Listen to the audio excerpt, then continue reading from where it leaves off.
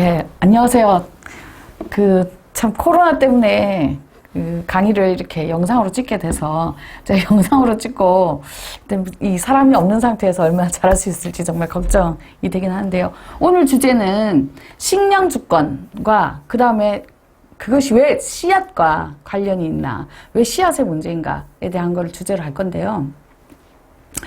사실 식량 주권이라는 개념이 나오게 된 거는 역사가 있어요. 근데 역사가 있는데 아마 제 강의를 들어보신 분들은 아마 기억하시겠지만 이게 1940년대 가트에서부터 시작되는 거예요. 그러니까 가트라는 게 없었다면 지금 이렇게 씨앗 문제가 심각했을까?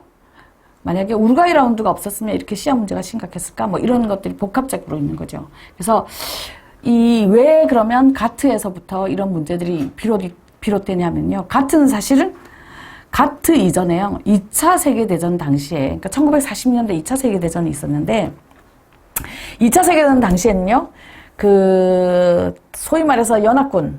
그러니까 연합군이라고 불리는 나라들이 모여가지고 회의를 많이 했잖아요. 우리가 이제 주로 학교에 다니면서 배웠던 내용들은 주로 이제 뭐냐면, 식민지를 독립시키는 것과 관련된 회의를 집중해서 많이 배웠어요. 그래서, 기억하실지 모르겠는데 이제 막 우리도 상해 임시정부가 특사를 파견해서 우리도 일본의 식민지니까 꼭 독립시켜달라 뭐 이런 특사를 파견했다 뭐 이런 회의들을 많이 배웠는데 그런 회의에 더해서 1944년에 미국의 브레튼우즈에서 있었던 회의가 있어요. 우리가 이걸 브레튼우즈 협상이라고 하고요. 브레튼우즈 협상이 그러면 가지고 있었던 주제는 뭐냐는 거예요. 그거는 뭐냐면 2차 세계대전 이후에 세계 경제는 그러면 어떻게 할 것이냐에 관한 회의였어요. 그래서 세계 경제를 어떻게 할까 하면서 1944년 이 회의에서 첫 번째 안건이 그래서 2차 세계 끝나고 나면 세계 경제를 규율할 국제기구를 하나 만들자라고 했었는데 사실 이거는 그 당시에는 못 만들었어요.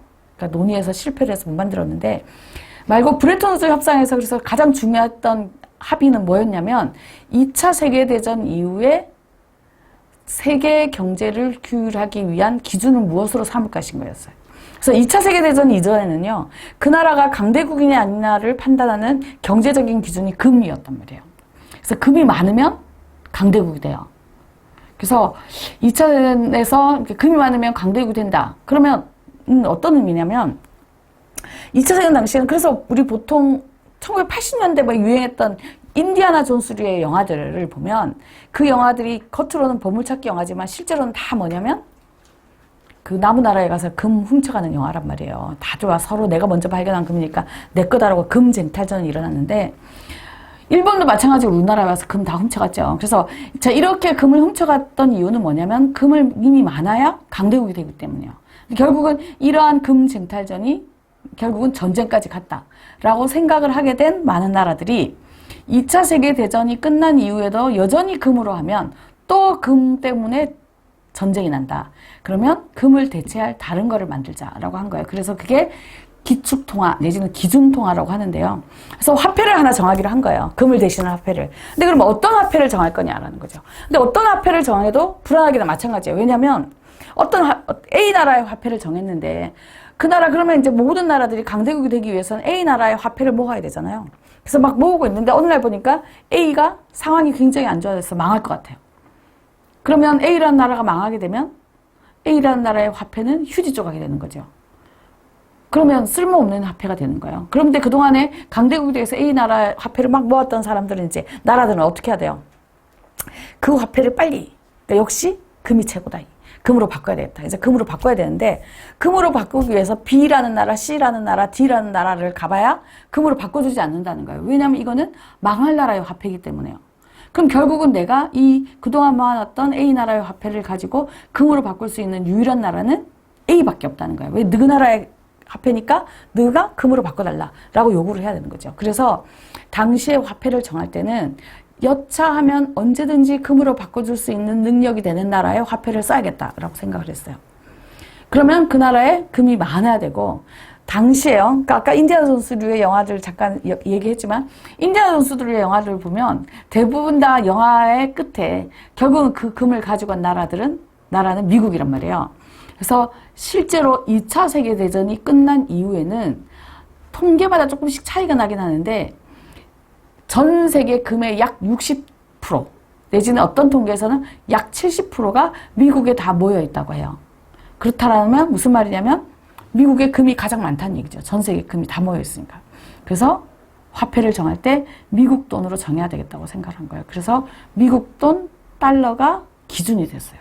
그래서 기준 통화가 되고 이 기준 통화가 이제 지금까지 이어지는 건데요.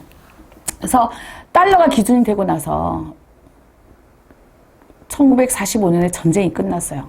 끝나고 나니까 이제 뭐냐면 본격적으로 달러 중심, 미국 중심의 세계 경제 체계가 만들어지고요. 이 미국 중심, 달러 중심의 세계 경제 체계 속에서 그러면 강대국이 되고 싶은 나라들은 어떻게 해야 되냐면 달러를 벌어야 되는 거예요. 달러를 벌려면 어떻게 해야 되는 거예요? 달러를 벌기 위해서는 무역을 해야 되는 거죠. 그래서 무역을 하게 돼서 달러 중심, 미국 중심의 세계 무역 체계가 만들어집니다. 근데 세계 무역 체계가 만들어지고 나니까 이제 서로 많은 나라들이 달러를 벌려고 할 거 아니에요. 그래서 뭘 했냐면 달러를 벌기 위해서는 규칙이 필요하다. 그래서 만든 게 1948년에 국제법을 만들어서 달러를 벌고자 하는 달러 기준의 이 국제법, 달러 기준, 미국 기준의 이러한 세계 경제 체계를 규율할 수 있는 국제법을 만들자 이렇게 한 거예요. 그래서 만들어진 게 GATT예요. 그래서 GATT라고 쓰는 건데요. 앞에 T는 무역이고요. 뒤에 T는 관세예요. 그 다음에 G는 일반이라는 제너럴이라는 거고요. A는 어그리먼트예요. 그래서 이걸 우리가 뭐라고 하냐면 무역과 관세에 관한 일반 협정이라고 하는 거예요. 자, 그래서 가트가 만들어졌어요. 그래서 1948년도에 가트가 만들어지면서 이 가트라는 것이 달러 중심, 미국 중심의 세계 경제 체계를 규율하기 위한 국제법이 된 거죠. 자, 근데 48년도에는요, 적어도 그럼 달러를 벌기 위해서는 뭐냐면 가트에 가입을 해야 되는 거예요. 근데 우리나라를 예를 들면, 우리나라는 1948년에 물건을 팔아서 달러를 벌 수 있을 만큼의 경제력이 되지 못했어요. 그래서 우리나라는 1948년도에 가트에 가입을 못했죠. 대신에 당시에 이미 어느 정도 경제가 성장했던 나라들, 그러니까 미국과 유럽을 중심으로 하는, 지금으로 따지자면 굳이 이제 따지자면 선진국 같은 나라들이죠. 그래서 선진국을 중심으로 하는 이러한 체계가 이 가트가 이제 유지가 된 거예요. 그래서 이제 48년부터 가트 체제가 유지가 됐는데, 이러한 가트 체제의 위기가 이제 오기 시작한 게 60년이에요. 그러니까 물론 냉정하게 따지면 50년대에도 있었고 40년 처음 시작하면서도 있었지만 이것이 정말로 심각한 문제가 되기 시작한 거는 1960년대라는 거예요. 그럼 왜 1960년대에 가트 체제에 문제가 발생을 했냐면요. 1960년대에는 많은 개발도상국가들이 우리도 선진국처럼 잘 살아봐야겠다 라고 해서 경제 성장 정책을 쓰기 시작했어요. 그래서 1962년에 우리나라도 뭘 했냐면 제1차 경제개발 5개년 계획을 시작을 했죠. 그래서 많은 개발도상국들이 60년대 이제 경제성장 정책을 쓰면서 우리도 빨리 경제를 성장시켜서 선진국처럼 잘 살아보기 위해서 가트에 가입을 해야 된다라는 붐이 일어난 거예요. 그래서 우리나라 같은 경우는 62년도에 제1차 경제개발 5개년 계획을 시작을 하고 나서 우리도 드디어 수출할 물건이 생겼으니 가트에 가입을 해서 본격적인 달러 벌이 시장에 뛰어들어야 되겠다라고 해서 가트에 가입을 한 게 1967년이에요. 그래서 1967년에 가트에 가입을 했는데 가트에 가입을 했으니까 어떻게 되겠어요? 이제 많은 개발도상국들이 들어와서 달러를 벌기 위한 세계 시장에 뛰어든 거예요. 자, 그럼 여기에서 1948년부터 시작된 가트에서 그동안은 미국과 유럽 중심이었다는 거죠. 근데 여기서 미국이 가지고 있는 통화정책의 특수성 때문에 미국이 달러 중심이라고 한다고 해서 미국이 하는데 이건 이제 독특한 거기 때문에 좀 하더라도 그러니까 그동안에는 이 시장에서 달러를 벌어들였던 주된 나라들이 유럽 국가들이었다는 거예요. 근데 이제 개발도상국들이 뛰어든 거예요, 이 시장에. 개발도상국들이 뛰어드니 이 유럽은 위기를 느끼게 되는 거죠. 그래서 위기를 느끼는 유럽이 여러 가지가 있어요. 그러니까 유럽이 이렇게 하게 된 거는 여러 가지 이유가 있고, 그래서 50년대부터 이런 흐름이 있었는데, 그게 뭐냐면, 우리도 우리 경제를 똘똘 뭉쳐서 우리끼리 한번 해결해 봐야 되겠다라고 하는 유럽 경제 공동체를 만들고요. 이 유럽 경제 공동체가 더 나아가서 오늘날의 유럽 연합까지 온 거죠. 그래서 유럽연합까지 오고 유럽연합이 되고 나니까 그 다음에 유럽연합의 최고 관심사는 뭐냐면 달러로부터 벗어나는 거예요. 그래서 달러 중심으로부터 벗어나보자. 그래서 만든 게 유로화도 만들었죠. 그래서 이 유로화에 얽힌 얘기들도 굉장히 많이 있다는 거예요. 근데 이러한 유로화에 얽힌 이런 문제까지 나오기까지가 뭐냐면 다 1948년도 가트에서부터 비롯된 얘기라는 거예요. 근데 유럽이 이런 식으로 우리도 독자적인 경제의 힘을 가져야 되겠다라는 움직임을 보기 시작하면 가트 체제에 위기가 온다는 거예요. 왜냐하면 가트는 달러 중심, 미국 중심의 세계 경제니까요. 그래서 미국은 골치가 아픈 거예요. 저 유럽을 잘 달래서 가트 체제 안에서 움직이도록 해야 된다라는 숙제가 미국에게 주어져요. 이게 이제 1960년대부터 이제 서서히 시작되는 문제인데요. 미국이 유럽을 달래야 되는 이러한 숙제를 해야 되는 이 와중에 그러면 개발도상국들은 어땠겠냐는 거예요. 자, 개발도상국들은요. 이 세계 경제 시장에 후발주자로 뛰어들었어요. 또 후발주자로 뛰어들어서 이미 형성된 시장 안에서 내 물건을 팔아서 달러를 조금이라도 더 많이 벌기 위해서는 어떻게 해야 돼요? 내 물건을 많이 팔아야 되는 거예요.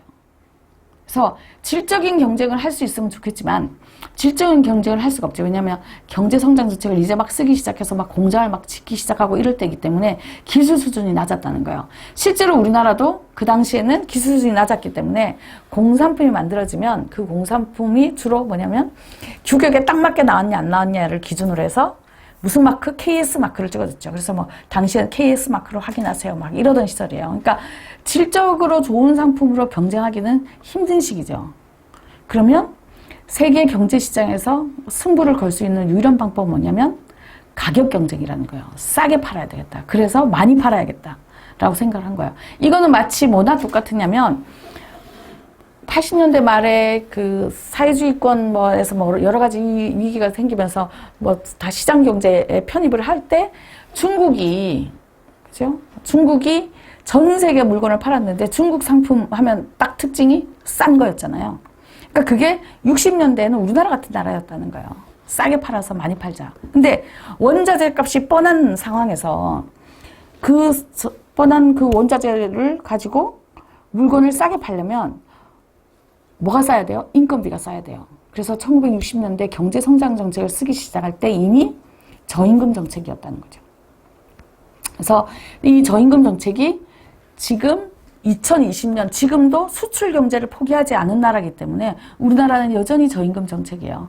근데 이 저임금 정책이 최근에 들어와서 최저임금 뭐 이렇게 막 문제가 터지는 거는 원래 저임금이 아니었다가 지금에 와서 저임금이 돼서가 아니라 그 과거에도 저임금 정책이 유지가 됐지만 그나마 다 정규직인 시절에 그리고 80년대 말에 노동조합이 활성화되기 시작하면서 각종 수당, 뭐 상여금 이러면서 임금 총액이 늘어나기 시작하면서 정규직 시대의 임금 총액이 늘어나니까 기본급, 최저임금이라는 거에 대한 심각성을 별로 몰랐다는 거야.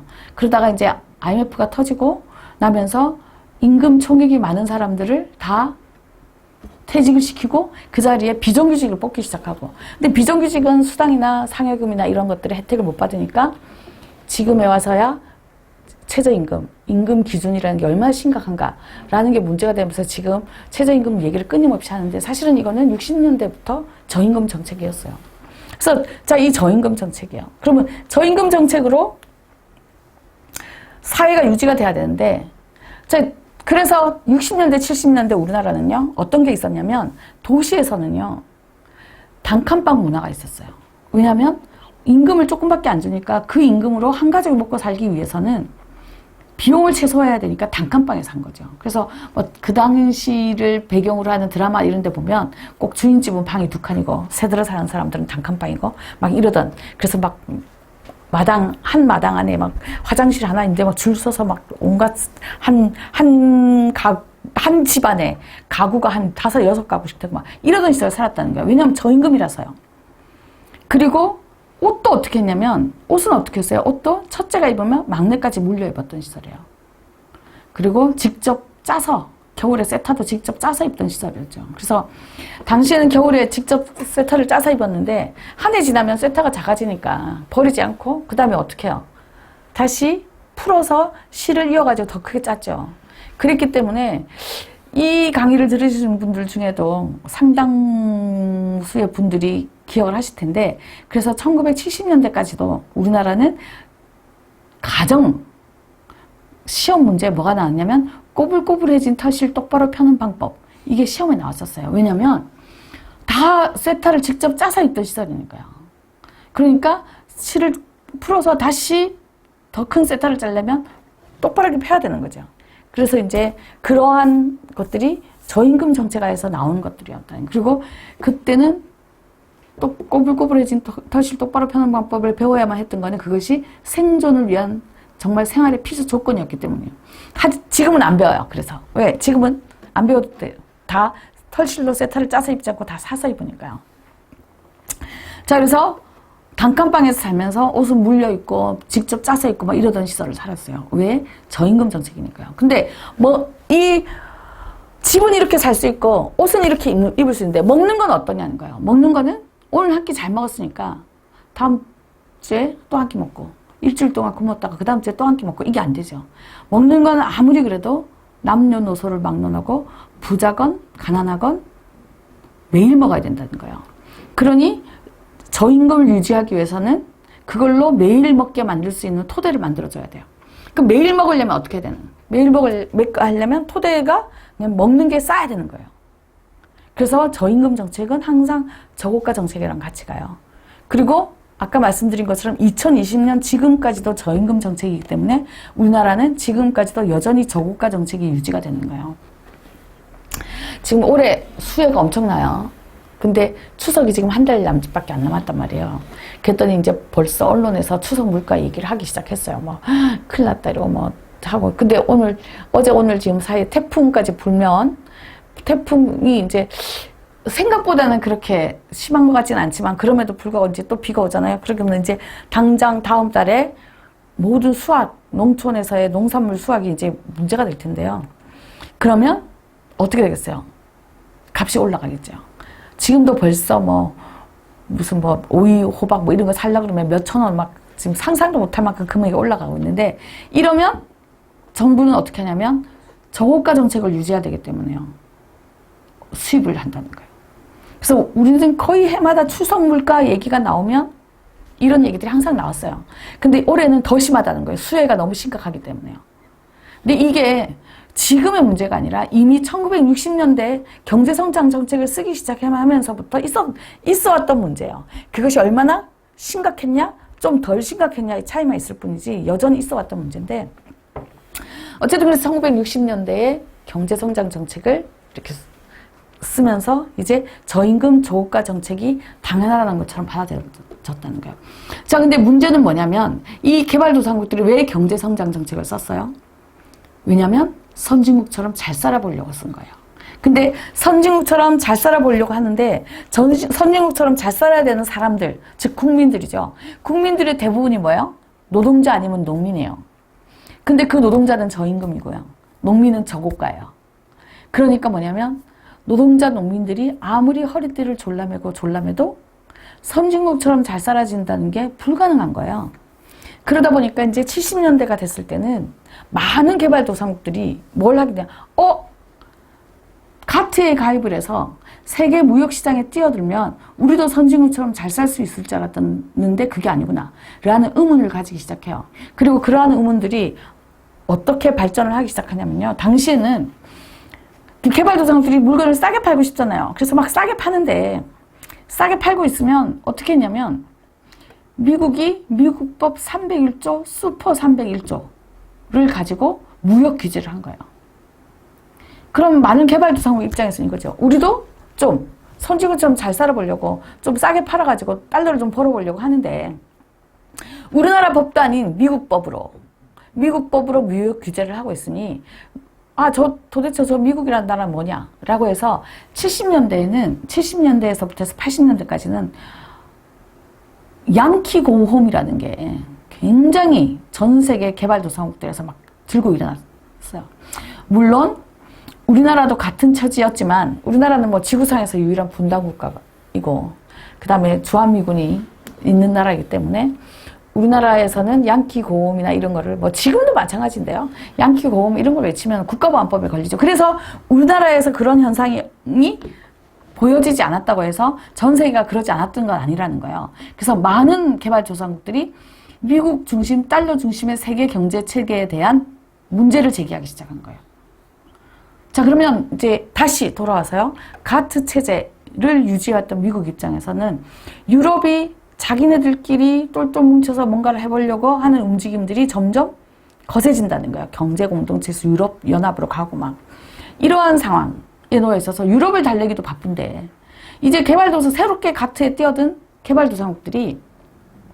개발도상들까지 나서서 이 문제에 대해서 이제 문제 제기를 하는 가트 체제, 달러 중심, 미국 중심의 세계 경제 체제에 문제 제기를 하기 시작하니까 이러한 문제를 한꺼번에 해결하지 않으면 가트가 망하게 생긴 거야. 그럼 이걸 어떻게 할 거냐. 그래서 이 문제를 해결하기 위해서 가트 체제 하에서의 다자간 협상을 시작을 한 거야. 그러니까 모든 회원국들 다 모여봐라. 라고 해서 시작한 회의가 1986년 우루과이에서 시작한 회의예요. 그걸 우리가 우루과이 라운드라고 하죠. 그래서 우루과이 라운드에서의 첫 번째 안건은 뭐였냐면 곰곰이 생각을 해보니까 가트 체제가 시작이 되고 나서 이 모든 원망들이 지금 미국으로 집중이 되잖아요. 그래서 미국이 생각한 거예요. 브레튼 우드 협상을 할 당시에 원래 국제기구를 만들려고 했었는데 못 만들어서 이렇구나. 그래서 우루과이 라운드 때 국제기구를 만들어야 되겠다고 생각을 했죠. 그래서 이 국제기구가 1995년에 WTO, 지금의 세계무역기구가 만들어져요. 근데 WTO가 만들어지는데 왜 이게 95년에 만들어졌냐면 우루과이 라운드 회의가 94년까지 지속이 됐기 때문에 그래요. 그러면 왜 우루과이 라운드라는 회의는 이 경제적인 이 위기, 세계 경제에서의 달러에 대한 불만, 미국에 대한 불만들을 해결하기 위해서 모인 회의인데 왜 이렇게 8년이나 라는 긴 세월 동안, 시간 동안 유지가 됐냐는 거예요. 왜냐면 많은 회원국들이 이거에 대해서 반대를 했기 때문이에요. 그럼 왜 반대를 했냐면요. 미국 이 우루과이 라운드 회의에서의 핵심이 뭐였냐면 이거죠. 왜 48년도에 시작한 가트가 30년, 40년이 지나면서 점점 문제가 심각해지나? 왜 모든 나라의 반발을 불러일으키나?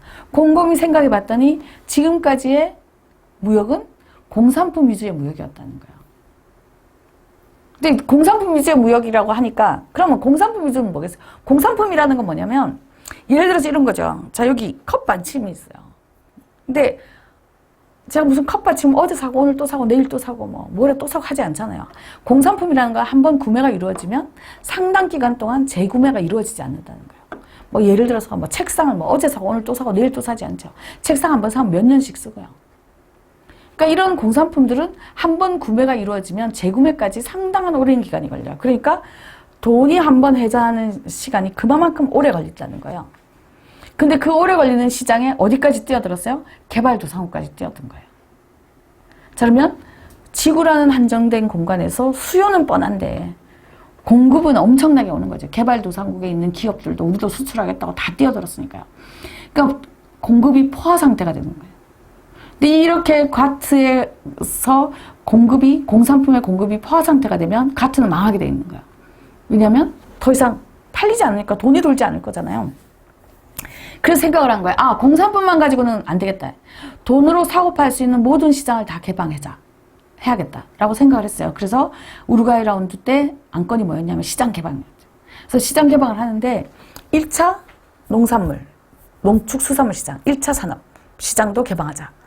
2차 공산품 시장은 말할 것도 없고 3차 서비스 시장도 개방하자. 그리고 지식재산권 시장도 개방을 하자. 그리고 자본투자 시장도 개방을 하고 노동시장도 개방하자. 그래서 시장이란 돈으로 사고 팔 수 있는 모든 시장은 다 개방을 하자라고 회의를 시작을 했어요. 회의를 시작했는데 많은 국가들이 결사 반대를 한 거예요. 왜냐하면 공산품 하나만으로도 이렇게 힘든데 시장을 더 개방하면 더 힘들어진다. 라고 해서 이제 엄청나게 반발을 한 거죠. 그래서 실제로 우리나라도 이 당시에 뭐가 있었냐면 우루과이 라운드 반대 범국민운동본부라는 게 있었어요.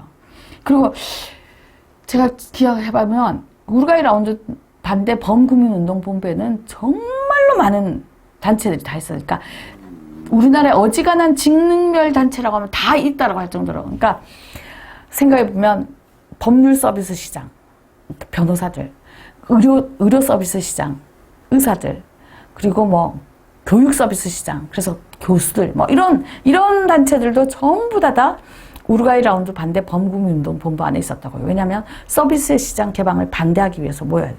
그래서 많은 이러한 단체들이 모여서 우루과이 라운드에 대해서 반대를 했죠. 그러다 보니까 회의가 이제 진척이 안 되고 있는 상황에서요. 근데 문제는 뭐냐면 이 시장 개방에 대해서 반대를 한다고 해서 아무 시장도 개방을 하지 않은 채로 만약에 우루과이 라운드를 끝낸다라고 하면 여전히 공산품 위주의 무역이면 가트는 망한다는 거예요. 그래서 생각을 한 게 뭐냐면 좋다. 모든 시장을 개방을 못한다 하더라도 숨통은 튀어나야 된다. 가트가 유지하기 위한 숨통을 튀어야 되겠고 숨통을 튀기 위해서는 어떤 시장이든지 간에 시장 하나는 개방하자 라고 한 거예요. 자, 그러면 그 하나의 시장을 개방을 할 건데 그럼 그 시장은 어떤 시장이어야 되는 거예요? 수요가 보장이 되는 시장이어야 되는 거죠. 그럼 수요가 보장이 되는 시장은 뭐냐면 먹는 시장인 거예요. 왜냐면 수요가 남녀노소를 막론하고 부자건 가난하건 매일 먹어야 되는 것이 먹는 거니까요. 그래서 우루과이 라운드 때 농축수산물 시장이 개방이 됐어요. 그래서 우리가 보통 얘기를 할 때 우루과이 라운드 하면 농산물 수입 개방 얘기를 하거든요. 근데 그게 안건이 그거밖에 없었던 게 아니라 그 많은 안건 중에 타결이 된 게 농축수산물 시장밖에 없는 거예요. 그래서 이 우루과이 라운드에서 농산물이 수입 개방이 됐어요. 그리고 95년도에 WTO가 출범을 했죠. 그러니까 WTO가 출범한 이후에 이제 숨통은 튀었잖아요. 농산물 시장을 개방을 했으니까. 그래서 숨통을 튀었으니까 나머지 시장도 슬슬 개방을 해야겠다. 라고 생각을 해서 회의를 소집한 게 2001년 카타르 도하에서 있었던 도하 개발 아젠다예요. 그래서 우리가 보통 DDA라고 하는 건데요. 이 DDA가 도하 개발 아젠다가 2001년도 카타르 도하에서 시작이 됐는데 당시에 시작을 할 때는 한 5년 안에 회의를 끝낼 거라고 생각을 했어요. 근데 5년 안에 회의를 못 끝냈어요. 왜냐하면 우루과이 라운드에 경험이 있는 많은 나라들이 똘똘 뭉쳐가지고 이 도하 개발 아젠다 DDA에 대응을 하기 시작을 한 거예요. 그래서 DDA는 이렇게 좀 더 도식적으로 얘기해보자면 세계가 3파전이 된 거죠. 미국, 캐나다를 중심으로 하는 농산물 수출국가 그룹이랑요. 그 다음에 중국, 인도를 중심으로 하는 개발도상국가 그룹. 그리고 유럽연합. 이래서 모든 안건이 어떤 회의를 해도 3파전인 거예요. 그래서 이제 회의가 5년 안에 끝날 줄 알았는데 안 됐죠. 안 돼서 도하 개발 아젠다 회의는요. 20년째인 지금까지도 계속되고 있어요. 그래서 실제로 많은 학자들은 도하 개발 아젠다는 사실상 실패한 거다 라는 얘기도 해요. 왜냐하면 20년이 지나도록 타결을 못했으니까요. 그리고 앞으로도 타결될 기미도 안 보이니까. 근데 문제는 뭐냐면 이걸 타결을 목표로 하고 회의를 시작했기 때문에 회의를 중간에 그만두지도 못한다는 거예요. 그래서 지금도 도하 개발 아젠다 회의는 계속 진행 중이에요.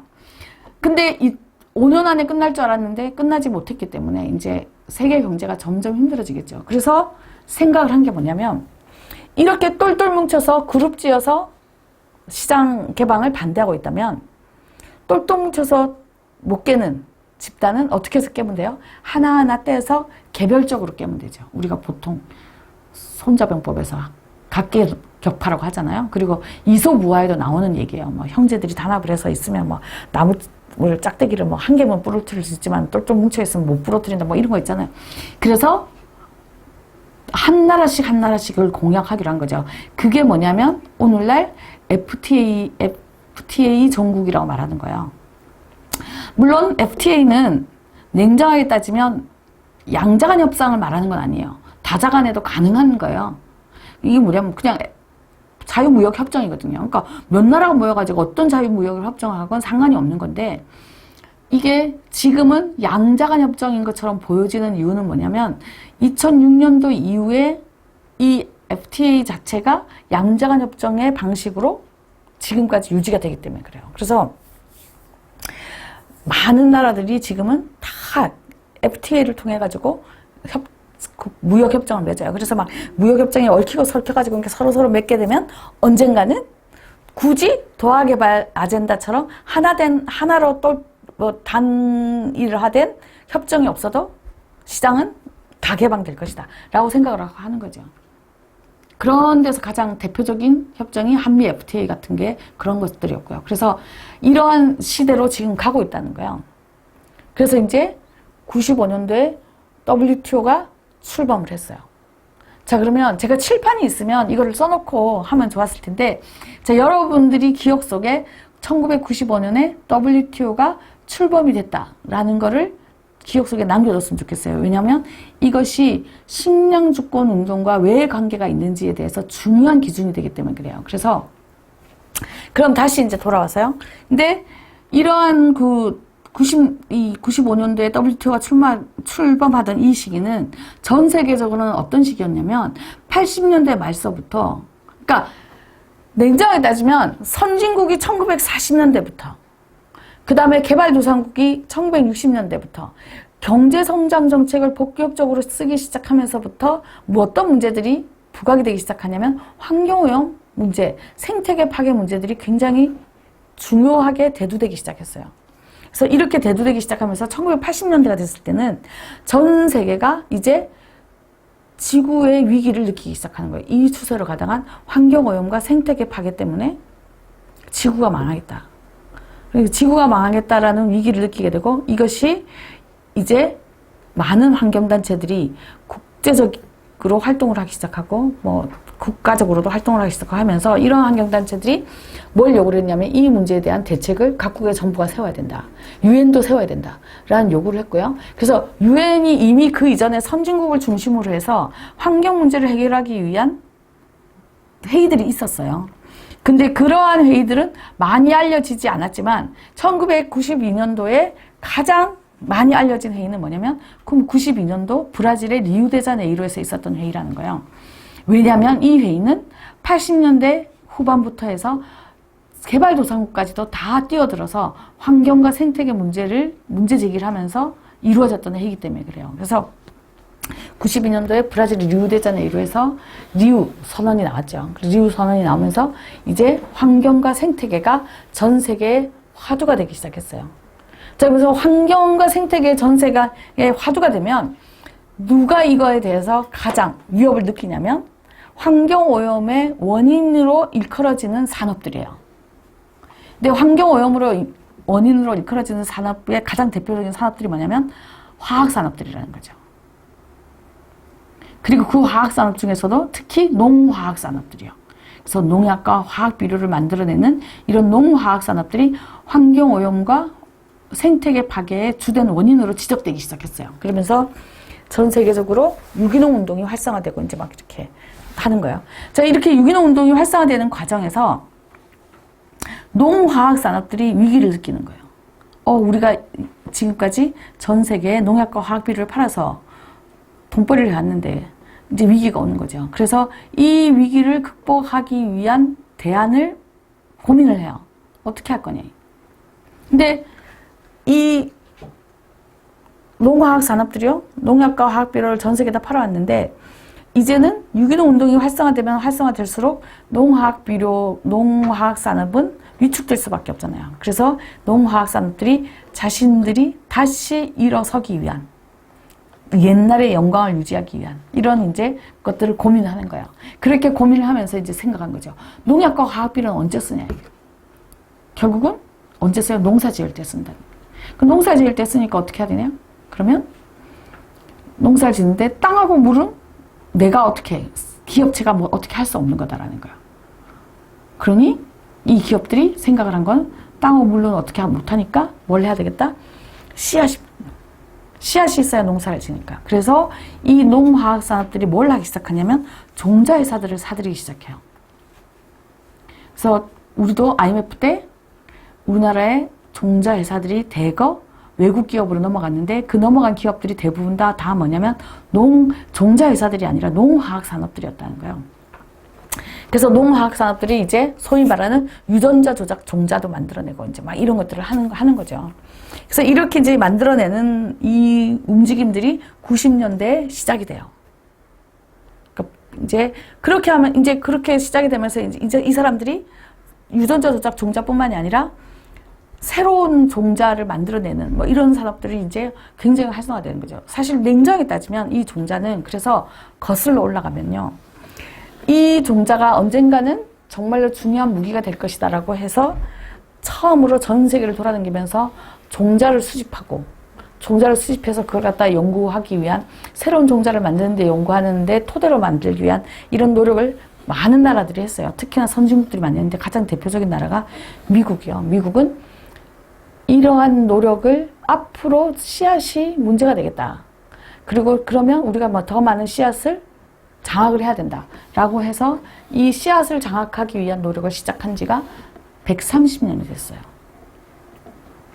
우리에게 많이 알려진 거는 그 이후에 키신저가 그랬나요? 뭐 그 세계 정부를 국가를 장악하고 싶으면 석유를 장악하고 인민, 그러니까 사람이죠. people, 사람을 장악하고 싶으면 식량을 장악하라라고 얘기를 했다고요. 근데 이거는 훨씬 그 후의 얘기예요.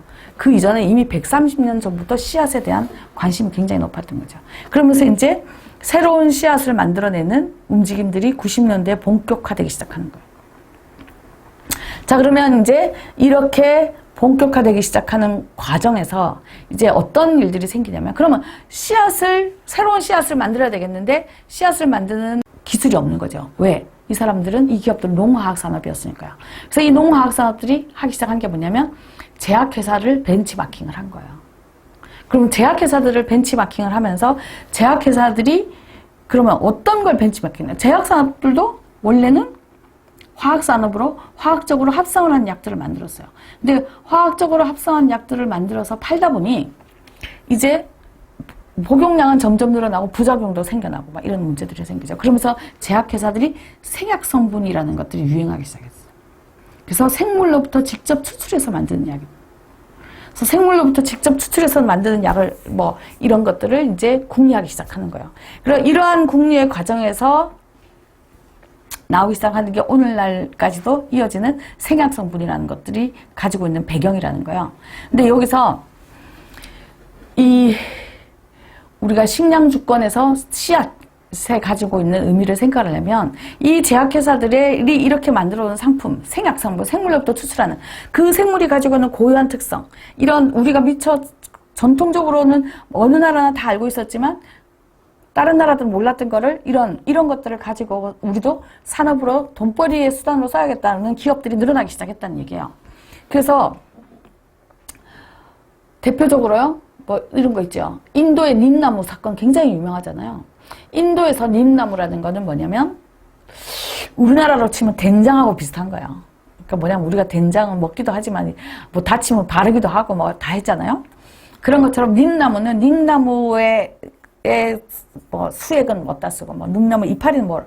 그래서 닌나무 자체는 거의 인도 사람들에게는 생활에서 약도 되고 음식도 되고 뭐 그다음에 방부제도 되고 뭐 하여간 모든 것들을 다 하는 거였다는 거예요. 근데 이러한 특성을 가지고 있는 닌나무를 보고 미국에 있는 기업들이 이걸 가져다가 미국에서 특허를 낸 거예요. 자, 이런 사건들이 계속 생기는 거죠. 그래서 인도의 닌나무 같은 사건들이 있고, 그다음에 우리나라는 뭐 항상 당하고만 살았던 것처럼 뭐 씨앗을 다 뺏겼다 이런 얘기를 하는데, 실제로 우리나라도 외국에서 이 외국이 가지고 있었던 이러한 전통 지식, 그 토착민들이 가지고 있던 전통적으로 내려온 지식을 훔쳐다가 상품화해서 대박을 터뜨린 기업이 있어요. 그래서 그 보고서 같은 데 보면 이런 걸 우리가 생물 해적질이라고 하는데, 생물 해적질의 사례에 보면 우리나라의 기업 중에 알로에로 가장 유명한 기업이 있는데, 그 기업 같은 경우가 그러니까 아프리카에서 이 알로에라는 것이 자라는데, 이 알로에를 훔쳐다가 프랑스의 한 화장품 회사와 우리나라의 한 식품 회사가 가져다가 이 알로에를 가지고 상품을 만들어서 대박을 터뜨렸다. 그래서 생물 해적질을 했다. 뭐 이런 것들이 있다고요. 그래서 우리나라도 꼭 우리가 당하고만 산 건 아니고요. 이런 것도 있어요. 이제 어쨌든 이런 식으로 전 세계가 다른 나라의 생물 자원을 가져다가 이제 자신들의 것으로 만들기 시작하는 이런 것들이 막 나오기 시작하는 거예요. 이러한 이 문제들이 생겨나기 시작하면서 이제 많은 기업들이 엉뚱하게 자신들의 것으로 둔갑을 시키면서 지식재산권, 특허와 같은 지식재산권들을 막 이용하기 시작한 거죠. 자, 이러한 것들에 대한 반발이 당연히 있을 거 아니에요. 그래서 이러한 반발들이 나중에 도화개발 아젠다, 아까 2001년도 도화개발 아젠다에서는 굉장히 중요한 주제 중에 하나가 돼요. 그래서 도화개발 아젠다에서 나중에는 결국 이 전통 지식에 대한 지식재산권적인 가치를 인정해주기까지 되는데, 자, 다시 돌아와서요. 자, 미국이 1980년에요. 처음으로. 그래서 생물과 관련돼서는 어떠한 생물도 독점권을 줘서는 안 된다라는 게 오랫동안의 생각이었어요. 근데 1980년에 처음으로 미국이 미생물에 대해서 특허라는 독점권을 준 거예요. 그리고 1985년에 식물에 대한 식물 특허라는 독점권을 또 인정을 해줬어요. 자, 그리고 80년대 말에 동물에 대한 독점권 특허까지, 동물 특허까지 인정을 해준 거예요. 그래서 뭐 그 유명한 하버드쥐, 뭐 이제 암 유전자를 타고 태어나는 쥐를 개발해가지고 특허를 주고요. 이런 식으로 하면서 미생물, 식물, 동물에 대한 특허가 가능해진 거예요. 그래서 그 이전, 그럼 왜 이러한 미생물, 생물, 식물, 동물에 대한 특허가 가능해지냐면, 특허는 그 이전까지는 뭐였냐면, 새로운 물건을 만들어내야 특허라고 생각을 해왔다는 거예요, 오랫동안. 그래서 그때 당시에는 이러한 특허를 산업재산권이라고 표현했어요. 근데 이게 이제 산업재산권, 새로운 물건을 발명해서 특허를 받는 것들이 한계가 온 거죠. 이제 산업이 엄청나게 발전했는데 이 발전에서 더 이상 발전할 수 있는 공업적인 발전, 공업적인 새로운 발명, 이런 것들이 이제 점점 힘들어지는 상황에서 뭐가 나오냐면, 그러면 이 독점의 영역을 넓혀야 되겠다라고 해서 살아있는 생물에 대한 독점의 영역까지 넓히게 된 거죠. 그러면서 미국이 80년, 85년, 80년 말 이렇게 하면서 미생물, 식물, 동물까지 특허를 인정을 하기 시작하니까 이거에 대해서 많은 나라들이 반발을 했어요. 그렇게 반발한 대표적인 나라 중에 하나가 유럽연합이에요. 자, 유럽연합은 특허는 말도 안 된다. 어떻게 이 사람들이 다 기독교인들이잖아요. 그러니까 이 하나님이 세상을 창조했다라고 생각하는 철학을 오랫동안 가지고 있었던 나라들 입장에서는 이게 동물이나 식물이나 미생물 같은 이런 거에다가 인간에게 네가 만들었다라고 할 수가 없는 거죠. 그래서 많은 유럽에 있는 국가들이 반대를 했어요. 그래서 뭐 찰스 황태자 같은, 영국의 찰스 황태자 같은 경우는 뭐 이거에 대해서 정말 적극적으로 반대하는 의견을 내기도 하고 막 그랬었는데요. 그러면서 이제 이 위기를 느낀 거예요. 근데 미국이 저런 식으로 특허로 생물들을 다 장악하기 시작하면 다른 나라들이 위험한 거죠. 왜? 여전히 달러 중심, 미국 중심의 세계 경제에서 무역을 하려고 하는데, 무역 속에서 이 특허로 인해서 생겨나면, 우리나라에서는 특허가 아닌데 미국에서는 특허예요. 그러면 그 나라 미국에서는 그 시장, 미국 시장이라는 데 들어갈 수가 없는 거죠. 그래서 원래 지식재산권도 개방을 하기 위해서 우루과이 라운드에서 회의를 했던 건데, 그 회의에서 지식재산권 시장을 개방을 못했기 때문에요. 그래서 유럽이 이제 90년대에 뭘 하냐면, 그 이전에 있었던 제도를 지적재산, 지식재산권, 독점을 인정해주는 제도로 확대 발전을 시킨 거예요. 그게 뭐냐면, 중세 시대예요. 그러니까 교황이 모든 거를 다 하던 그 시절에요. 그 시절에 뭐가 있었냐면, 농민들이 농사를 지었는데 정말로 이렇게 획기적인 종자가 있어서 그 종자로 뭐 수확량을 늘려가지고 많은 사람들을 먹여 살렸다. 그래서 정말로 진짜 큰 업적을 남겼다라고 하면 교황이 그 수고에 대한 상을 줬어요. 교황이 수고에 대한 상을 주던 제도가 있었다는 거예요. 근데 그 제도가 오랫동안 이어져 오다가 이거를 법 제도화해서 만들어진 게 뭐냐면 식물 품종 보호 제도예요. 근데 이 식물 품종 보호 제도는 뭐냐면 새로운 종자를 만들었으니 그 만든 거에 대한 일종의 노고를 취하는 차원이었던 거죠. 근데 미국이 그런 식물에 대한 특허까지 인정을 하면서 독점권을 인정을 하니까 유럽 내 국가에서 한정돼서 되어던 이런 식물 품종 보호 제도를 국제 조약으로 만든 거예요. 그러면서 이거를 특허와 유사한 독점권을 인정해주는 제도를 만든 거예요. 그게 오늘날의 식물품종보호제도예요. 그리고 이제 보통 얘기할 때 유포프라고 우리가 얘기를 하는 건데요. 이게 90년, 92년, 94년 이때 전면 개정을 해서 이게 된 거예요. 자, 그러면서 이제 95년도가 됐어요. 95년도가 되니까 WTO가 출범을 했잖아요. 출범을 하면서 농축수산물 시장이 개방이 됐어요. 이제 농축수산물 시장에서 무엇을 어떻게 생산해서 판매를 할 것이냐가 이제 중요한 무역시장이 됐잖아요. 근데 그 무역시장에서 갑자기 이제 새로운 뭐 이런 이 식물, 새로운 동물, 새로운 미생물에 대한 독점권을 인정해주는 것들이 나오기 시작하는 거예요. 그러면 이제 여기에서 시장 개방을 통해서 내가 독점을 한 것을 어떻게 해야 돼요? 전 세계에다가 그 독점적인 지위를 가지고 팔아먹고 싶겠죠. 돈벌이를 해야 되는 거예요. 그래서 WTO가 출범을 하면서 만든 협정이 하나가 있어요. 이게 뭐냐면 WTO 부속협정이라고 하는 건데요.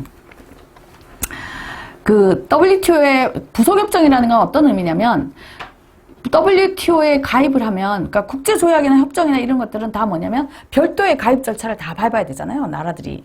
그래서 우리가 보통 말할 때 생물다양성 협약, 이 중요한 리우 선언으로 인해서 만들어진 생물다양성 협약의 당사국이 아닌 나라들은 생물다양성을 위해서 노력 안 한단 말이에요. 가장 대표적인 나라가 어디예요? 미국이에요. 기후변화 협약에 지금까지도 가입 안 한 나라가 어디예요? 미국이에요. 그러니까 미국은 기후위기가 와도 저렇게 콧방귀도 안 끼는 거예요. 자, 이런 것처럼 개별적으로 국가들이 가입을 해야 되는데 이런 거 말고 WTO가 출범을 하면서 나온 부속협정에 뭐가 있냐면 WTO에 가입을 하게 되면 자동으로 가입이 되는 부속협정들이 있어요. 그 부속협정 중에 대표적인 것 하나가 뭐냐면 트립스 협정이라고 하는 건데요. 그게 TRIP라는 건데요. 이 협정은 뭐냐면 무역 관련 지식재산권 협정이에요. 그래서 이 무역 관련 지식재산권 협정은 WTO 회원국이면 누구나 다 가입을 해야 되는 거고, 이 내용 안에 나와 있는 핵심적인 내용이 뭐냐면 살아있는 생물에 대한 독점권을 인정하라는 거예요. 그러니 WTO 회원국은 살아있는 생물에 대한 독점권을 무조건 인정을 하기 위한 법 제도를 만들어야 되는 거죠.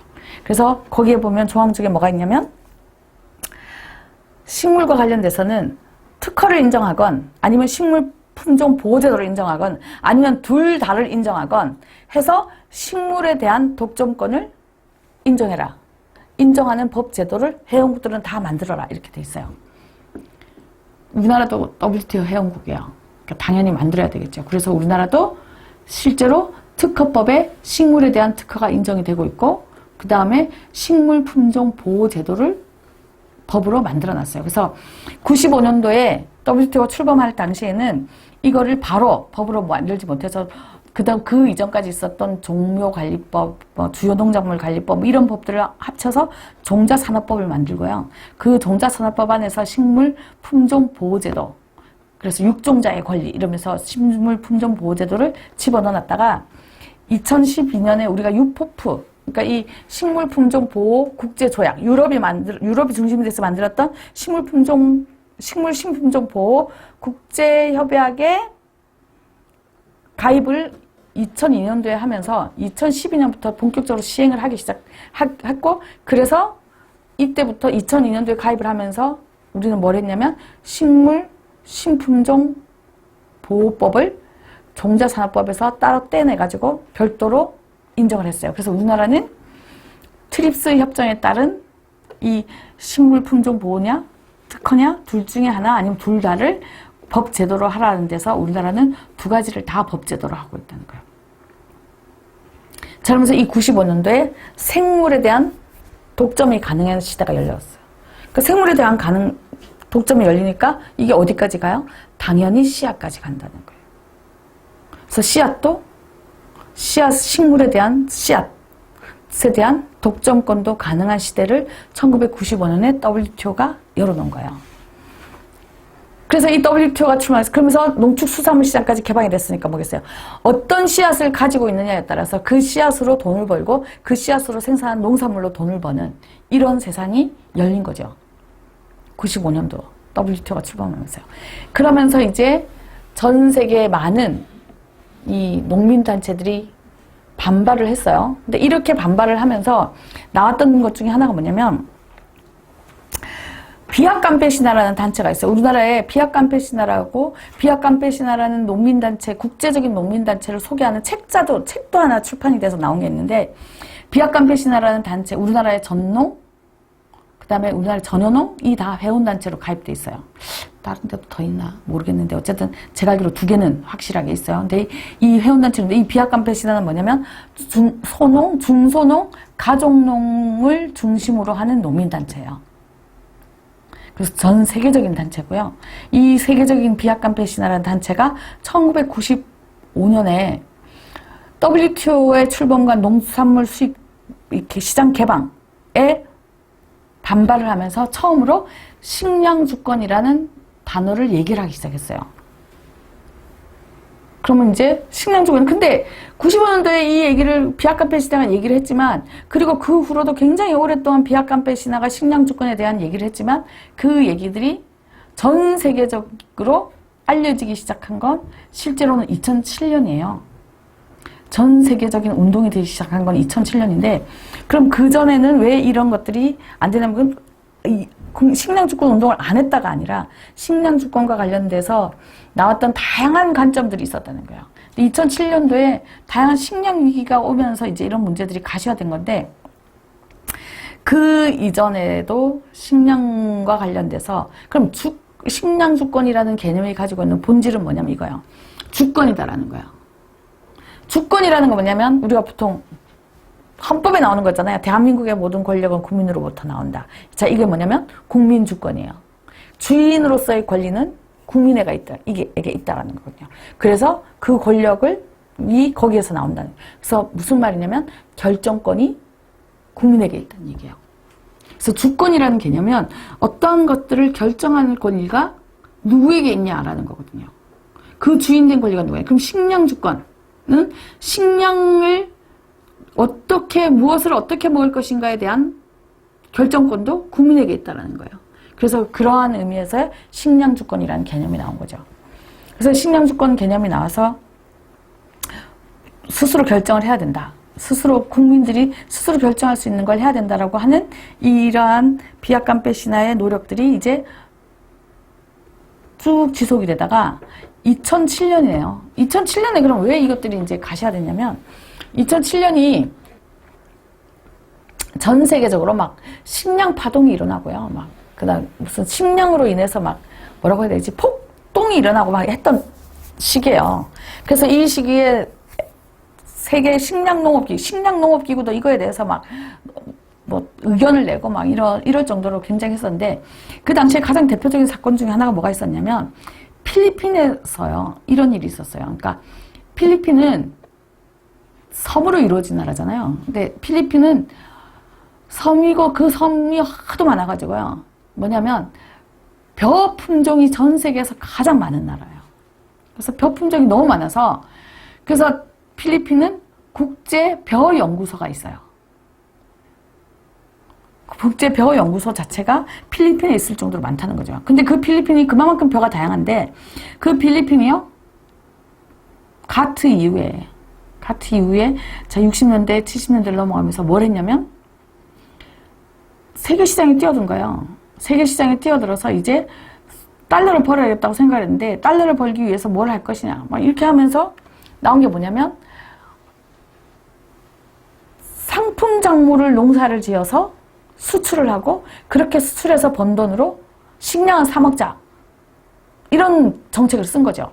그래서 어떻게 했냐면 필리핀이 그 많은 사탕수수 그 많은 바나나 이런 다른 나라에서 잘 자라지 못하는 상품 작물, 전형적인 상품 작물들 그러니까 2차 세계대전 이전에 소위 말해서 선진국이었던 많은 나라들, 강대국들이 이 식민지를 가지고 있으면서 그 식민지를 착취해왔던 가장 대표적인 상품 작물들 전에 플랜테이션 농업을 했던 그러한 상품 작물들로 필리핀이 간 거야. 그래서 필리핀이 막 그 사탕수수 수출하고 바나나 수출해가지고 번 돈으로 뭘 했냐면 쌀을 수입해서 먹었어요.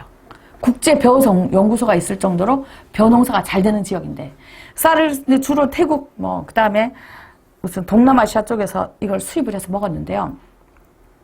2007년 초에 무슨 일이 있었냐면 이 세계 곡물 기업이라고 하는 카겔 뭐 이런 기업들 있잖아요. 이런 기업들이 다 뭐냐면 농산물은 다 선물 거래한단 말이에요. 심어지기 전에 미리 사요. 앞으로 이 땅에서 수확된 거는 내가 얼마에 사겠다. 뭐라고 해서 선물 거래로 미리 하는데 이 선물 거래하는 이 곡물 기업들이 무슨 장난을 쳤는지 모르겠지만 2007년도 초에 국제적인 쌀값이 올라가기 시작했어요. 국제적인 쌀값이 올라가니까 태국이나 이 베트남 이런 나라들, 쌀을 수출했던 나라들이 올해 쌀과 관련돼서 무슨 위기가 오나? 라고 생각해서 그러면 우리도 비축을 좀 해야겠는데? 라고 생각을 해가지고 쌀 수출 금지를 한 거야. 그러니까 베트남이나 태국이나 이런 나라로부터 쌀을 수입해서 먹던 필리핀 입장에서는 당장 수입원이 잘린 거죠. 그러니까 필리핀에 쌀이 부족해진 거야. 그러니까 이제 폭동이 일어나기 전에 필리핀이 국민들에게 막 쌀을 뭐라고 해야 되지? 쌀 나눠주는 거 있잖아요. 전 국민들에게 배급을 해줬어요.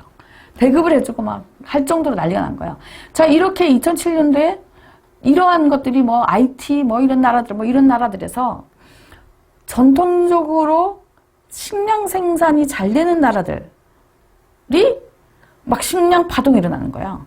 파동이 일어나면서 나왔던 것들이 다 뭐냐면 이런 문제들인 거죠. 이렇게 상품 작물을 심고 식량 생산을 포기한 나라들에서 이제 이런 문제가 터지는 거예요. 그러면서 2007년도에 초에 비아캄페시나가 회의를 했죠.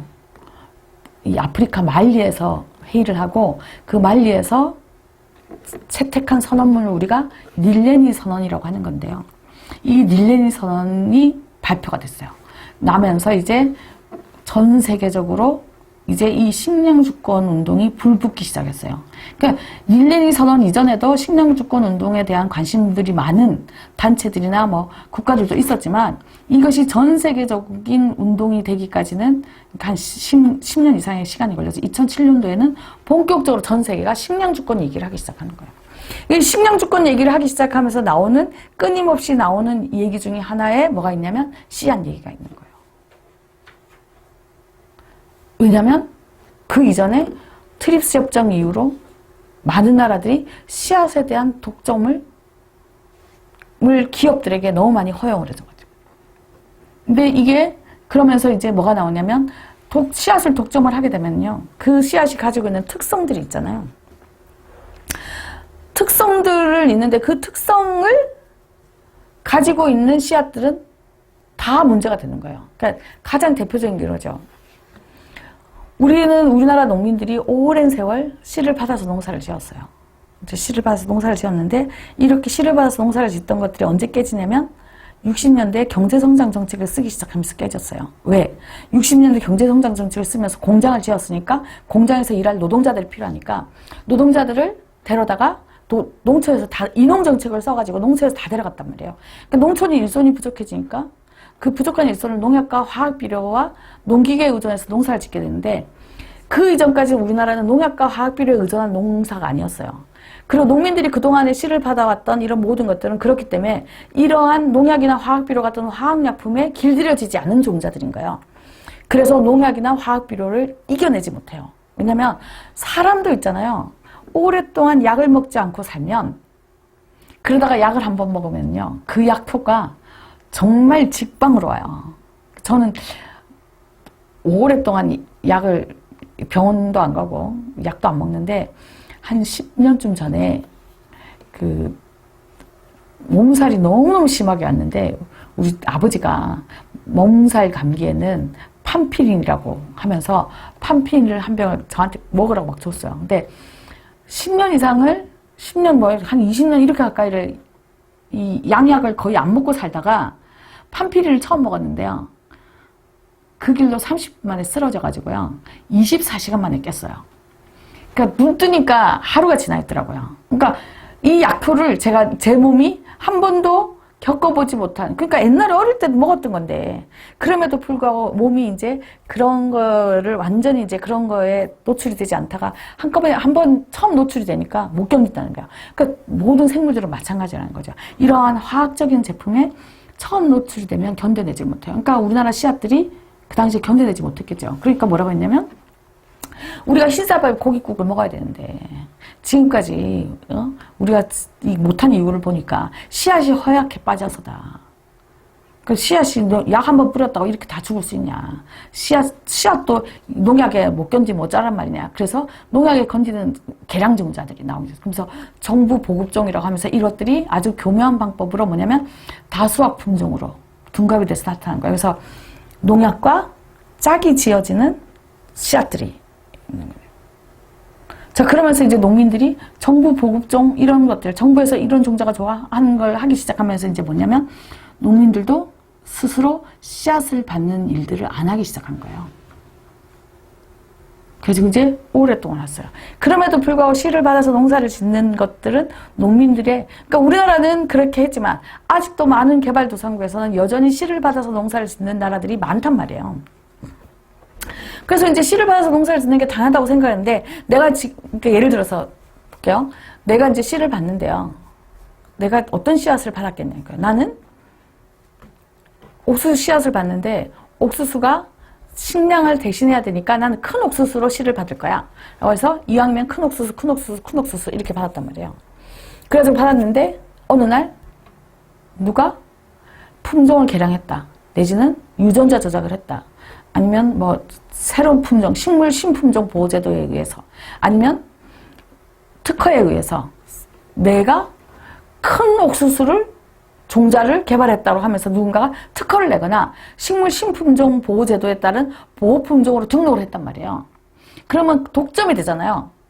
그러면 나는 내가 오랫동안 옥수수를 큰 거로만 해가지고 큰 옥수수를 가지고 있어. 큰 옥수수 종자를 가지고 있는데, 그 사람들이 딱 봤을 때 그 큰 옥수수 종자는 우리가 특허를 받은 옥수수 종자나 같은 거야. 우리가 보호품종으로 등록한 옥수수나 같은 종자야. 라고 하면 내가 씨앗받은 이 옥수수를 심지 못하게 된다는 거예요. 독점이라는 게 이런 거다라는 거예요. 그래서 비슷한, 특히 식물 품종 보호제도 같은 경우는 뭐냐면 특허는 딱 그거야. 똑같은 거라야 특허 침해해서 너 내 거랑 똑같은 거야. 이거 똑같은 거니까 안 돼. 그래서 되는데 식물 보호 품종 보호 제도는 이거보다 더 심각해요. 뭐냐면 그것과 유사한 것까지도 다 이 독점권을 인정을 해줘요. 딱 그 씨앗만 아니라. 그러니까 예를 들어서 농민들이 농사를 지면서 뭐 농사를 짓다가 씨를 받았는데 무가 잔털이 많다. 김정무에 잔털이 많다. 그래서 잔털이 없는 걸로만 해가지고 이제 내가 무를 씨를 받아가지고 막 잔털 없는 무를 내가 개발했단 말이에요. 내가 그래서 이제 오랫동안 해서 내가 농사를 짓는 무는 잔털 없는 무예요. 근데 우리나라는 잔털 없는 무에 대해서 보호품종을 등록한 기업이 있어요. 그럼 그 기업이 지금은 안 하고 있지만 그 기업이 어느 날 갑자기 딱 와서 잔털 없는 무? 이거는 내 건데 네가 왜 농사 짓고 있냐? 너 이거는 내 거니까 넌 농사 짓지 마. 농사를 지려면 앞으로 나에게 로얄티를 내야 돼. 라고 하면 낼 수밖에 없는 상황이다라는 거예요. 이게 생물에 대한 독점이 씨앗에 미치는 영향이에요. 그러다 보니까 2007년도에 비약 캄페 신화에서 닐레니 선언이 나왔을 때 이 식량 주권을 위한 닐레니 선언에서의 핵심 중에 하나에 뭐가 있었냐면 씨앗에 관한 권리는 농민의 것이다라는 게 있고요. 그래서 씨앗에 관한 권리는 농민의 것이다라는 게 있고, 이게 재작년에 우리가 했던 농민인권선언에서도 나오는 게 이 씨앗에 대한 권리는 농민에게 있다라는 거예요. 그래서 씨앗에 대한 권리는 농민에게 있다. 이거는 어떤 의미냐면 씨를 가지고 있는 농민이 그 씨앗을 보유하고 있다가 씨를 받아서 놔뒀다가 그 다음 해에도 그 씨앗을 심을 수 있는 권리를 농민에게 줘야 된다는 거죠. 지금은 안 된다는 거야. 왜 안 되냐면 이 특허, 이 트립스 협정이라는 것 자체가 WTO 하에서의 이 무역 관련 지식재산권 협정이라는 것이 이거를 불법으로 만들어 놨기 때문이에요. 그러면 이걸 어떻게 해? 그래서 농민들이 계속 주장을 하는 거죠. 씨앗에 대한 권리 농민에게. 그러니까 기업은 내 종자니까 해마다 이 종자는 내한테 사서 심어라 라고 하는 거예요. 근데 농민들은 내가 좋은 종자는 내가 씨를 받아서 농사를 지을 수 있는 거지 왜 네가 자꾸 네가 네 종자를 사서 심으라고 하냐 라는 반발이 있는 거예요. 근데 이러한 반발이 이 식량주권에서의 씨앗과 관련돼서의 핵심적인 내용인 거예요. 그래서요, 우리가 식량주권을 얘기를 하면서 씨앗 얘기를 안 할 수 없는 이유는 이것 때문이에요. 왜냐면 농사를 짓는 데서 핵심은 땅과 물과 씨앗인데 이 중에서 이동이 가능하기 때문에 누군가 개인의 독점을 땅을요? 땅은 한 국가라는 틀 안에서 유지가 되지. 국가라는 틀 안에서 그죠? 소유권이나 이런 개념으로 유지가 되고 물도 마찬가지예요. 근데 물도 지금 끊임없이 사유화하려고 하는 움직임들이 있잖아요. 이 WTO 이후에요. 그래서 한번 생각해 보세요. 우리가 지금도 물을 사 먹어요. 수돗물을 가지고 우리가 당연히 수돗물과 수도요금을 내고 있는데 수도요금을 내는 거 말고 마시는 물은 아무렇지 않게 물을 사서 마시는 게 당연한 것처럼 생각하잖아요. 마시는 물을 사서 마실 거라고 생각을 안 해봤잖아요. 이러한 물의 사유화들이. 근데 이러한 사유화가 점점 심해지면 어느 순간은 독점으로 간다는 거예요. 근데 그 시장에 이미 씨앗은 들어와 있다는 거죠. 그래서 씨앗은 점점 독점으로 가고 있고, 그리고 독점으로 가고 있는 상황에서 기업들은 끊임없이 새로운 씨앗을 만들고 싶으니까 그 씨앗을 만들기 위해서 조금이라도 새로운 뭔가가 있으면 수집하려고 한다는 거예요. 그걸 우리나라 같은 경우는 기업들만 수집하는 게 아니라 농촌진흥청에서 농산물 유전자원센터를 통해 가지고 또 수집하고 있죠. 이렇게 수집한 걸로 새로운 종자를 개발하겠다라고 끊임없이 얘기를 하고 있고요. 이 새로운 씨앗을 개발하겠다고 했던 이 정책이 뭐냐면 골든 씨드 프로젝트예요. 그래서 골든 씨드가 왜 골든 씨드냐면 씨앗인데 거기다가 독점을 하면 로열티를 받으면 금값보다 비싼 종자를 만들 수 있다. 그래서 골든 씨드 프로젝트거든요. 그래서 씨앗을 독점을 해서 이걸로 씨앗을 전 세계에 팔아서 우리도 돈벌이를 하자라는 게 농촌진흥청과 이 우리나라의 정부 정책의 핵심이에요. 그리고 우리는 이러한 정부 정책이 올바르지 않다라고 얘기를 하는 거예요. 누군가의 개인의 소유로 독점을 만들 수는 없다는 거예요. 여기서 개인이라는 게 한 사람 한 사람 개인이 아니라 기업일 수도 있고요. 국가기관일 수도 있겠지만 독점을 인정을 해준다는 건, 그래서 사람들이 씨를 받아왔던 농업의 오랜 관행을 인정해주지 못한다는 것은 확실히 문제가 있다는 거죠.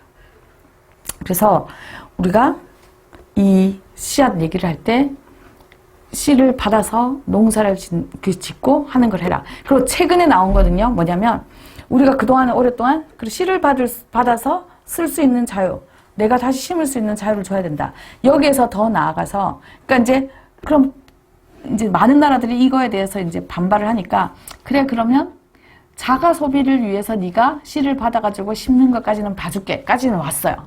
근데 문제는 뭐냐면 이렇게 해서 받은 씨앗 중에서 남는 것들이 있잖아요. 그럼 남는 것들은 이웃에게 돈 주고 팔면 안 돼요. 왜냐하면 돈 주고 파는 건 돈 받고 팔면 이거는 종자산업법의 위반이에요. 종자업 등록된 것만 씨앗을 팔 수 있어요. 그렇게 이제 해놓은 거죠. 그러니까 기업만이 종자를 팔 수 있도록 해놓고 농민들은 종자를 팔 수 없도록 해놨다는 거예요. 그래서 지금은 농민인권선언에서 뭐가 나오냐면 종자를 팔 수 있는 권리까지도 농민에게 줘야 된다까지 나와 있어요.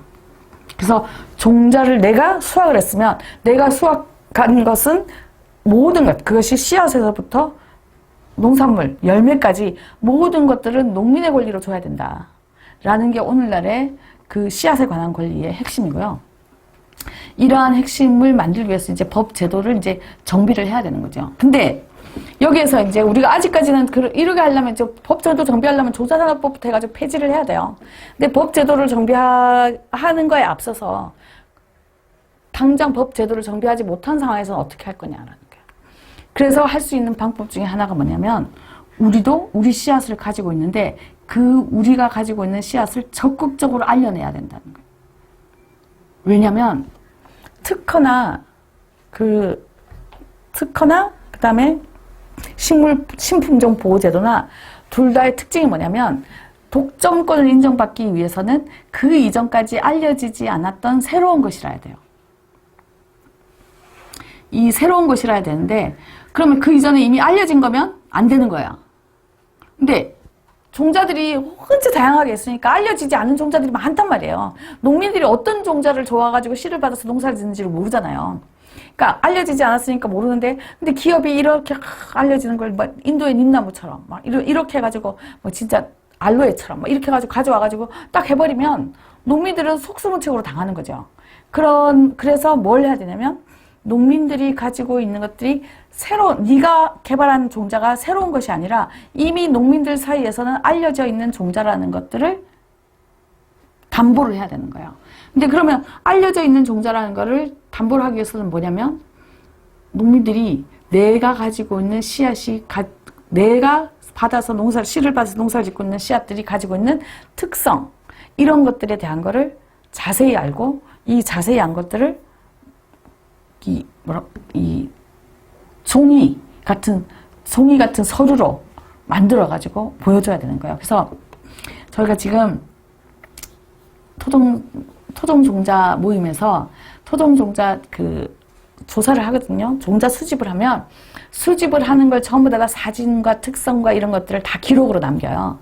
기록으로 남겨서 책자를 만드는데 책자를 만들어 가지고 정말로 다양한 종자들을 다 만드는 이유가 뭐냐면 이렇게 해서 기록으로 남겨놓으면 더 이상 새로운 게 아닌 거예요. 알려진 거예요.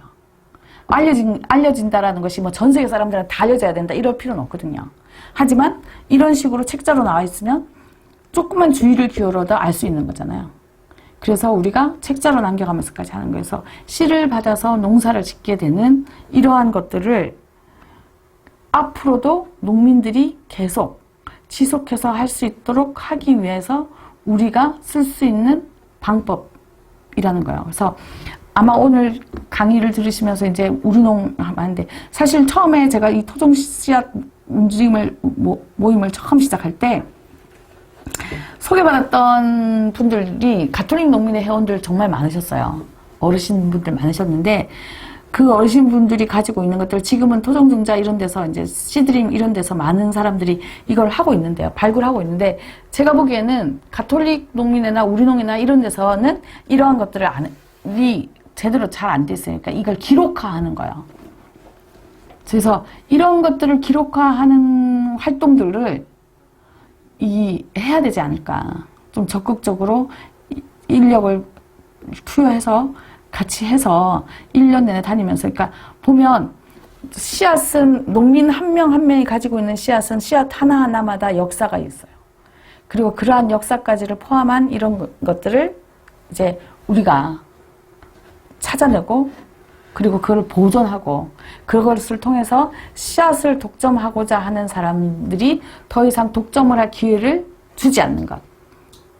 이것이 이제 우리가 지금 당장 할 수 있는 어느 정도 사실은 좀 방어적인 방법인 거죠. 근데 이 방어적인 방법 말고 정말로 공격적인 방법을 위해서는 정말 이런 식으로 독점을 인정하고 있는 법 자체의 폐지를 주장을 해야 되는데 이 폐지를 주장하기 위해서 비약간페시나가 정말로 노력을 많이 하고 있고 국제적인 농민단체들이 많은 노력을 하고 있지만 이것이 WTO 체제 하에서는 쉽게 이루어지지는 않을 거다라는 거예요. 근데 쉽게 그렇기 때문에 이러한 공격적인 방법, 이제 적극적인 방법도 끊임없이 하지만 그렇다고 하더라도 이 안에서 이거를 하느라고 우리가 지금 당장 할 수 있는 좀 소극적이긴 하지만 좀 방어적이긴 하지만 우리가 지금 당장 할 수 있는 우리의 보호책, 농민들의 씨앗에 대한 권리를 유지할 수 있는 이런 것들도 우리는 같이 병행해 나가야 되는 게 지금의 현상이에요. 그래서 지금은 식량 주권 운동에서 하는 게 식량 단순히 밥상 위에 어떻게 올릴 것이냐 무엇을 먹을 것이냐 뿐만 아니라 씨앗에 대한 문제, 그 다음에 아까 말씀드린 것처럼 물도 지금 문제가 되고 있고, 이제 서서히 문제가 되고 있어서 물의 문제도 있고 하는데, 이런 것들이 식량, 우리가 무엇을 어떻게 먹을 것인가를 결정할 수 있는 식량 주권으로서의 권리에서 씨앗이 가지는 의미다라는 거예요. 그래서 그런 의미를 가지고 우리가 앞으로 이 농민들이 심고 있는 씨앗, 씨를 받아서 농사를 짓고 있는 씨앗에 대해서 좀 더 많은 관심을 가지고 그 씨앗을 받아서 지속적으로 할 수 있는 방법을 찾아보는 게 우리에게 지금 필요하지 않을까 생각을 합니다. 이게 칠판이 있으면 제가 좀 더 잘 얘기를 했을 텐데요. 칠판이 없으니까 얘기를 이제 하면서 이렇게 앞으로 건너갔다 뒤로 갔다 계속 하면서 해서 조금 산만했을 수도 있는데요. 그럼에도 불구하고 이 한 축에서 세계 경제가 자유무역이란 이름으로 가트에서부터 WTO까지 지금 오는 FTA 전국까지 오는 이러한 이 모든 과정에서 자본이 절대적인 그 부를 유지하기 위해서 자신들의 기득권을 유지하기 위해서 뺏어가려고 하는 보통의 일반적인 사람들이 가지고 있었던 다양한 권리 중에 뺏어가려고 하는 것들이 점점 범위가 넓어지고 있다는 게 넓어져 왔다는 거죠. 그리고 그 넓어져 왔던 것들이 시장 개방이라는 형태로 나타나고 그 시장 개방이라는 것이 더 나아가서 이제 그 시장 개방, 농산물 개방의 농산물 생산의 근간이 될 수 있는 씨앗과 물에까지도 이제 영역을 확장을 하려고 하고 있는 게 현실이에요. 이러한 현실에서 우리가 이것을 이겨낼 수 있는 방법은 우리 땅에서 제철에 나는 것으로 밥상을 차리기 위한 이러한 노력이 식량 주권의 가장 핵심이 돼야 되는 거고, 우리 땅에서 제철에 생산되는 농산물은 농민들이 정말로 자유롭게 씨를 받아서 농사를 지으면서 자유롭게 할 수 있도록, 농사를 지을 수 있도록 하는 이러한 기반을 만들어주는 것, 이런 것들도 앞으로 우리가 해야 될 노력 중에 하나가 아닌가 생각합니다. 감사합니다. 이것으로 마치겠습니다.